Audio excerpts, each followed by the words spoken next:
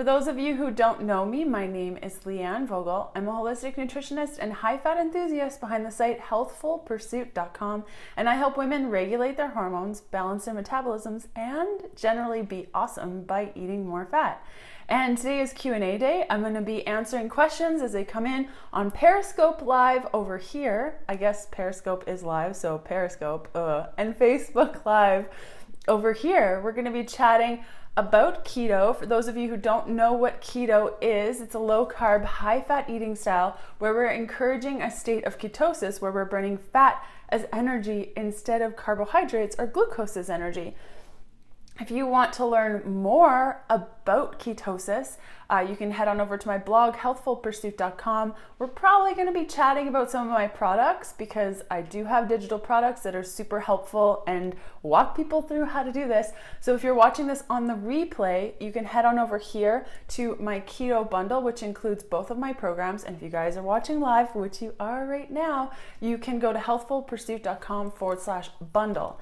And before I answer the first question about intermittent fasting that came in while we were preparing, today's Q&A is brought to you by Organic India Tulsi Tea. They're the makers of the original Tulsi Tea. We have partners that are sponsoring the Q&As. This allows me to offer this service for free for you guys.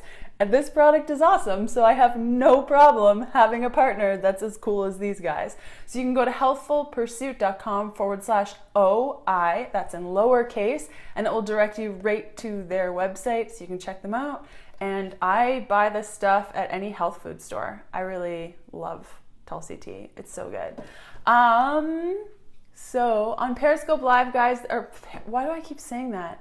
On Periscope, there's a little dude over here. If you can just click this before I start answering the questions, that would be awesome. You can share it on Facebook and Twitter and all of the places. And then all of my Facebook people, you can do the same by giving me a thumbs up and also sharing. It's at the bottom. Yes. Okay. So first question came in about intermittent fasting and when one should start intermittent fasting. You can start it, if you have health imbalances like thyroid, adrenal stuff, if you're dealing with hormone irregularities, anything like that, listen to your body, definitely. Although a lot of people wouldn't agree with me on this when it comes to the keto space, intermittent fasting can be hard on women's bodies, period, because what often happens is if we're intermittent fasting, what a lot of people do is they'll intermittent fast every day.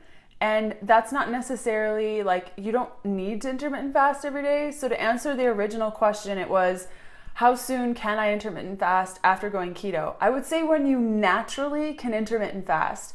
Intermittent fasting is a benefit of keto, but you don't need to push yourself to get there. Like if you are eating until 8, 9, 10 o'clock at night, and then the next morning you don't feel hungry. Like oftentimes I don't feel hungry in the morning if I've eaten, dinner at around 8, which I normally do. I usually can go until noon, 1, 2 o'clock in the afternoon. I'm just not hungry. So, but then there's days like our last Q&A, for example, it was 8:30 by the time we finished and I was starving and it had been like 10 hours since my last meal, so I ate. So I would encourage you to use intermittent fasting as a tool that allows you I would use keto as a tool that allows you to intermittent fast, not the other way around, if that makes sense. So know that you can intermittent fast when you feel like it, but you don't have to if you don't feel like it. I use intermittent fast when we're traveling. If we're traveling long distances, like when we went to Cuba last year, it was probably like 10 hours from the morning to night that we were traveling. I just didn't eat. And that was really convenient because I didn't have to pack any snacks. Or when we went to Germany, it was the same thing. I just didn't pack any food because I knew I would be okay. I packed some oil and it was fine.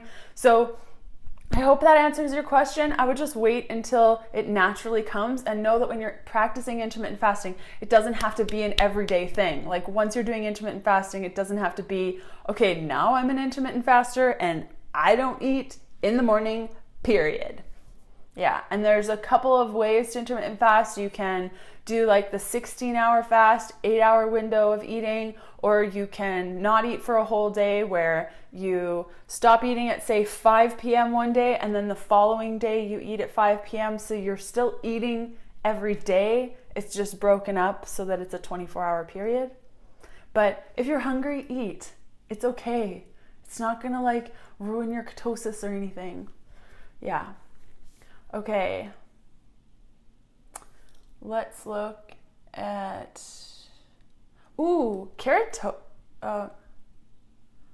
cirrhosis. I don't know enough about that with keto to be able to answer your question.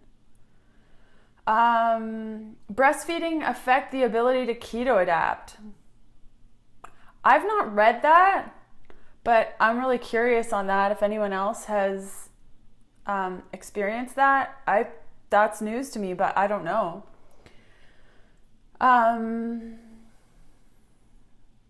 Oh, here's a good one, Mandy. Yeah.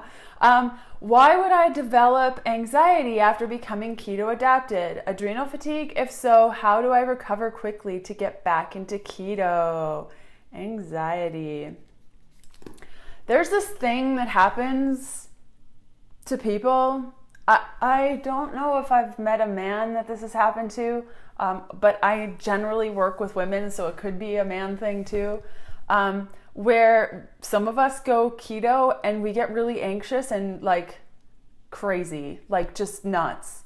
And I don't mean crazy in a bad way, not at all. It's just the insane anxiety and panic that comes probably sometimes even 7 days after starting to eat keto to 14, 21, even 30 days after.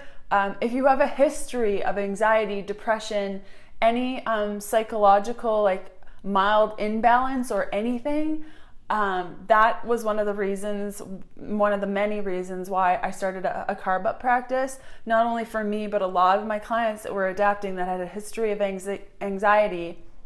Okay, Mandy's saying about 14 days and she started experiencing anxiety. It's a natural reaction that your body's taking, because my personal opinion and what I've seen is all you gotta do is have a couple of carb ups and you're fine, and you can still be in ketosis and have a touch of carbs at night. And we talk about this so much in my Fat Fueled program about using carb ups in a way that works well for you.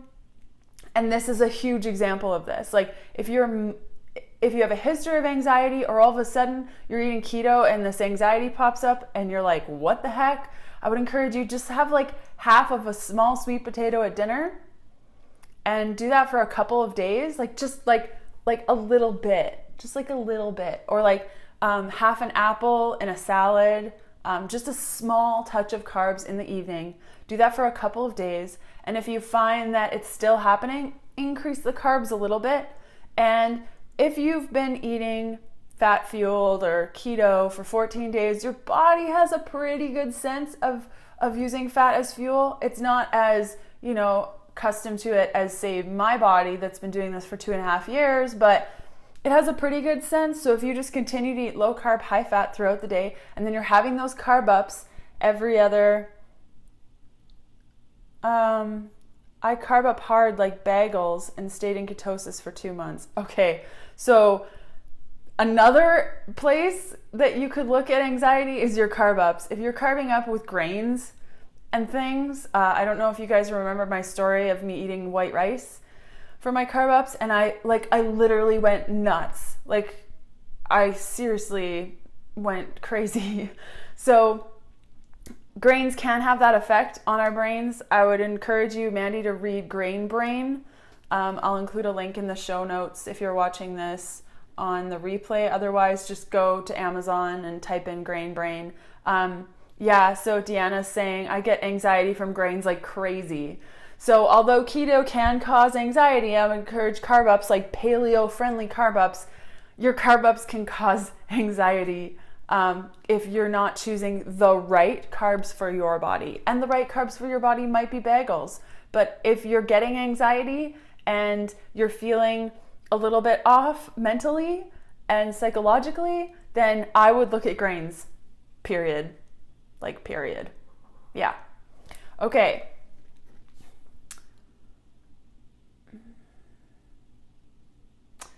In nutritional ketosis, eating and working out to create calorie deficit and still not losing weight. Oh, the calorie deficit. Do you guys know what I'm going to say about this?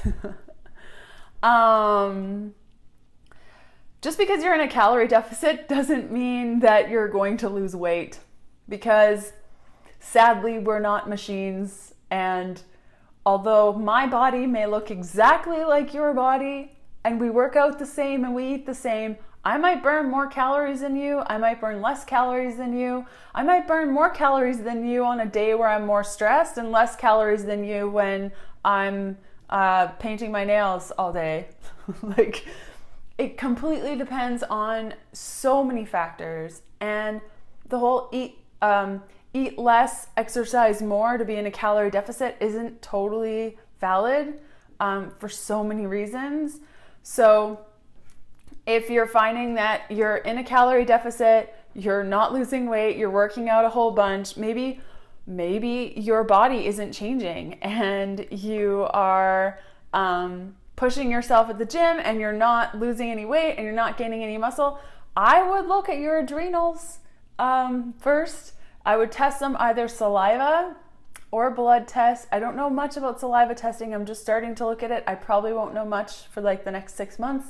Something to look into. But yes, the saliva testing or cortisol AM test. And if it's below 550, that's probably why it's not changing. And also the nutrients that you're choosing. Like, the whole calorie deficit thing is so interesting, because if I eat 1,200 calories of like garbage food and 1,200 calories of like amazing food that feels really, really good in my body and it's so great, we're going to have a totally different reaction, right? And in keto, actually, your body burns calories differently. So studies are showing that you actually need more calories than you would in a glucose burning state. And the problem with so many medical studies, like if you're just like looking at calorie deficit and how people lose weight, not a lot of them are tested in ketosis, right? Like, all of our blood tests and everything are in a glucose burning state. So we don't exactly know what this will look like in the whole span of healthcare and what your health does in ketosis and how that adjusts your numbers. But the first place I would look is your adrenals, and I would make sure that you're eating enough, because what will happen, and if you've been following me for a while, I use this analogy a lot. Your body is like a teenager. Whatever you say you want it to do, it'll probably do the opposite. Well, it will do the opposite when it comes to your metabolism. So let's say right when you first start dieting, your body burns 2,000 calories a day. So you're eating 2,000 calories a day, you want to lose weight, you go down to 1,800, you start losing weight, and then all of a sudden you stall and you're like, what the heck? So then you lower your calories even more to 1,600, and then you're losing weight, and then you stall again. You're like, what the heck? So you lower your calories to 1,400, start losing weight again. What's happening is your body is down regulating the calorie requirements that it needs by shutting off certain processes. Like, for example, women totally shuts down our ability to menstruate and our fertility. That's the first thing to go, because our fertility, if we're fertile, is going to cause us to have a child. If our body knows that we're down regulating our processes, do you think it's going to want to be pregnant? Heck no. So it shuts it down. So as we're down regulating 1,800, 1,600, 1,400, your body's cutting things off. Hair growth, not important. Nail growth, also not important. Keeping our skin like hydrated and looking nice, not important. You see, so there can be so many reasons for this, and this is why oftentimes I tell people, like, you have to make sure you're eating enough, because if you're not eating enough, it's kind of a slippery slope, because your body's going to start to cut down processes that will include your adrenal, your thyroid, things that are going to help you lose weight. So in the case of myself, when I went through the thyroid, adrenal craziness, I had to make sure that I was eating enough, and I was eating a lot to make sure that I could upregulate my metabolism and get things going again. Oh, Rosemary says, I lost weight with light exercise, no grain, no dairy, and eating 3,000 to 5,000 calories a day. That's a real thing. I've seen this. Yvette is watching me while I enjoy my bulletproof tea. Have you tried a rocket fuel latte tea? Also delicious. Okay, workout time. I just saw that question come in. How do I feel about workout time? My friend Michelle, who runs nofailfatburningforwomen.com, she's been on the podcast and on the YouTube channel a lot. In fact, I'll include links up here and down below if you're watching this on the replay with Michelle's videos and stuff that we've done together. She is an awesome resource for keto and working out, especially for women, because no fail fat burning for women. But she recommends, no fail says 3 to 6 as 1 p.m. Yeah, I mean, I personally enjoy the afternoon thing. Hormonally, it works out really, really well. Usually, ideal time is probably between 2 and 4, maybe 2 and 5. But look, we had this conversation a couple of weeks ago. If the only time you have to work out is, I was just reading a question. If the only time you have to work out is the morning, and that's the only time you can do it, and you really love working out and it feels really good in your body, then do the morning. It's no big deal, right? It's silly. Just do it. Who cares when the perfect time is to work out? Does afternoon affect cortisol levels negatively? Not that I can see. I would see if you had a cortisol imbalance, then yeah, for sure. But it should, your cortisol should increase directly after your workout. That's totally valid. But it should decrease over time, and that's why, it really depends on your body. For me, when I was training and stuff like that, and really going balls to the wall, I really liked getting to the gym at 3 and finishing at 5, and I slept really, really well. And now I do my yoga, my power yoga and stuff between 5 and 7. And that keeps me up. Yeah, so I guess it's the difference in time by 2 hours, and how that works. Yeah. There's a question about how do we become your clients one-to-one? I'm actually not taking on clients right now, but I do have a wonderful lady on my team that takes clients that I refer people to. So if you're curious about that, you can just go to healthfulpursuit.com/contact and just chat with us about it. Katie will answer your email, send you her information. She's phenomenal. She and I finish each other's sentences. We are so completely on the same page. And she will direct you over there and get you in touch with her. And yeah, you can get started pretty much right away. There's a question about activated charcoal for detoxification. I have no idea. I don't know. And you know what? When I first started studying holistic nutrition and I got out into the real world, I was so worried to say to people that I didn't know the answer to things, but I'm totally okay with it now. I don't know if activated charcoal is a good form of detoxification. I do use activated charcoal when I'm traveling a lot because I never know what I'm going to be eating, and it always helps settle my stomach. And also if I know that the quality of food isn't very good, if I'm going out with friends or we're going to some random restaurant and I know nothing is going to be organic and everything's going to be cooked in canola oil, that's sunflower oil, or some random oil that's been sitting in a fryer forever, I use activated charcoal. So if you're watching this on the replay, and I keep saying that to you guys live, the replay is available at healthfulpursuit.com/live. So if you're I missed that, I don't know what she said. Okay, I'm going to answer that question next. Gaining weight on keto. Then you can go to healthfulpursuit.com/live and watch all of these videos on the replay. So yeah, if you're watching this on the replay, I'll include a link up here and also down below on my favorite activated charcoal. It's from Bulletproof. Okay, the next question. Okay, gaining weight on keto. I did an awesome video on this a couple of months ago. It's gotten quite a few views, so I know it was helpful. I'll include a link again up here and also down below. And if you're live with me right now, just go to Google, go to the Google machine and type in Healthful Pursuit weight gain keto. That will probably get you there. Yeah. There can be a lot of reasons for weight gain on keto. Kenner says eating tons of fat, that's not the problem. Are you stressed? Stress can cause weight gain. I experienced that firsthand. So they've been on keto for 1 year and no results, and they're just gaining weight. Yeah. Oh gosh.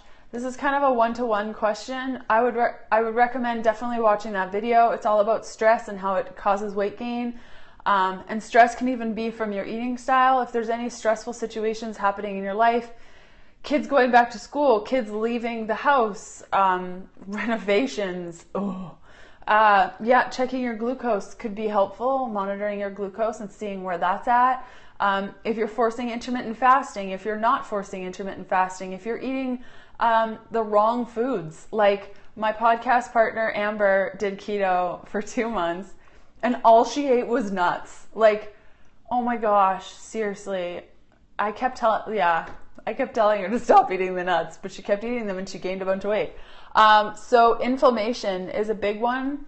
Things that are going to cause inflammation are usually allergenic foods like nuts, seeds. Nuts took you out of ketosis. That's very fair, Bethany. Nuts, seeds, eggs, milk, grains, any sort of sweeteners. No nuts, no dairy, they say. Any type of sweeteners. If you are drinking a fat-fueled drink, like if you're having a fat drink before, like in the morning, that can be helpful. But I personally, if I were in your position, and I have been, because I went through the craziness that was the ridiculous renovations that I had earlier this year, it was totally stress. It was all stress related. So I started up a meditation practice and I walked outside more and I created clear boundaries and I worked with my coach more, and that was really helpful. So I would look at that first, because oftentimes when I work with clients and I see this, it generally has nothing to do with the food and has everything to do with your current lifestyle and your health and your overall, slowing down. I'm an A-type personality too. It's really hard to slow down, but I would recommend slowing down a lot. Okay. Question number 7. Oh, gallbladder. Okay, I'm going to answer this question. I answer this question all the time, but it's like, gonna answer it again. Gallbladder. No gallbladder on keto, or an issue with gallbladders on keto. No big deal. Totally cool. It's fine. It's okay. You can do this. I would recommend taking ox bile. Ox bile is a supplement. I'll include a link down below. Otherwise, just go to Amazon, type in ox bile. Awesome stuff. You can take that based on what it says on the bottle. Take it with every meal. See how it goes. Your doctor should have given you some sort of digestive enzyme when you had your gallbladder removed. I would recommend taking that. Creon is sometimes recommended. I take Creon just because I'm too cheap to buy a digestive enzyme from a health food store, and I got a prescription for it, and it's an awesome digestive enzyme. So you can do that as well. And yeah, I would say take it slow. Start increasing your fat just a little bit. See how you go. You may find that you're not able to eat as much fat as like the average ketoer. Like you might be able to only get up to 100 grams, 110 grams. Just take it easy. Take your ox bile. See how it goes. Things that are going to encourage bile production, because you can still produce bile. You just can't store it. Those are going to be beets. Awesome for a carb up if you don't have a gallbladder. And sauerkraut juice. Seriously, sauerkraut juice, guys. amazing. You know all the liquid at the bottom of the sauerkraut thing? And it has to be the raw, unpasteurized, like Bubby's sauerkraut. You just wait till it gets to the bottom and you have no more sauerkraut left. And then you store it in a little jar and you add it to things like you would vinegar. Or you just drink it, like I do. It's good. In fact, this is so funny that we're talking about this. This is my pea looking drink. It looks like pea. I totally know this. There's vitamin A in here, 3 whole things of vitamin A liquid, lime, and sauerkraut juice, and stevia, and water. And it is so good. And lemon. Yes, so it's like my husband calls it a pea-aid because it looks like pea and it's like lemonade. It's disgusting, but it tastes really good. So yeah, you could try that. Drinking the sauerkraut juice. Okay, one last question. Is vitamin A for helping absorb fats? No, vitamin A is because vitamin A is a fat soluble. Let's talk about vitamin A. Vitamin A is a fat soluble vitamin, so you need fats in order to absorb vitamin A. And if you're like me and have a history of all the things that made me unhealthy and imbalanced, you need a lot of vitamin A. I'm really, really low in vitamin A. Like so low. I could do injections every day and still not have enough. But injections are expensive, so I've switched over to the retinol form of vitamin A, and I take too much that I will not share how much I actually take, because I don't want you taking that much unless you are working with a doctor, because it's a lot. Yeah. Okay. Ashwagandha for adrenal fatigue. Let's make that, okay, because that's easy. Ashwagandha works really, really good if you have high cortisol. Okay, so ashwagandha, any of the mushrooms can be super, super good if you are high in cortisol. That means that you're higher than 550. If you're lower than 550, then I would recommend testing out ashwagandha. But if you get super, super, super, super tired and lethargic, it's because of the ashwagandha or the mushrooms or anything that you're taking. If you're low in cortisol, literally the only thing I've found to work successfully for me is rhodiola. When you just, like, if you're super, super low, don't take rhodiola. But if you're just a little bit low and you just need a little bit of pick-me-up, rhodiola is really, really great. And taking it slow, sleeping a lot, eating a lot, having your carb ups. Do not have any caffeinated anything. Like, not even chocolate. No, like, just stick with herbal tea. Don't do decaf coffee. Like, strictly no caffeine. And that'll be helpful for you. There was a question about what vitamin A does. There's a lot of roles of vitamin A. One of them is, not brain, I just looked at my paper. Well, actually brain, yeah. Okay, so let's get back to that. Bone health, really important. It balances out with vitamin D. So vitamin D and A are required for bone assimilation and things like that. There's a lot of big words in that whole process. I don't remember them, but that's what happens. And also brain function. So oftentimes amenorrhea can be caused by low vitamin A. There's a couple of studies on that. And that's why I started to try to get my period back by taking vitamin A. I don't think the vitamin A helped because I'm still just as low. There can also be vitamin A absorption issues, which I'm pretty sure that I have, but my doctor refuses to like figure it out for me.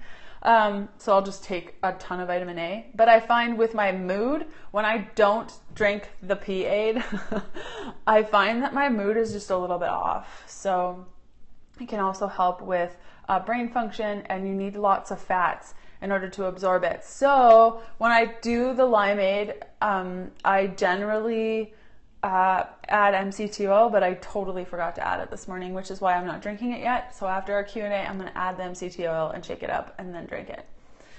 Okay, it's been 30 minutes, guys. And although I'd love to stay and chat, these videos get so long and then I have to edit them and they go live on the YouTubes and they're really long. So we're going to end there today. And I really appreciate, I'm like reading all the comments.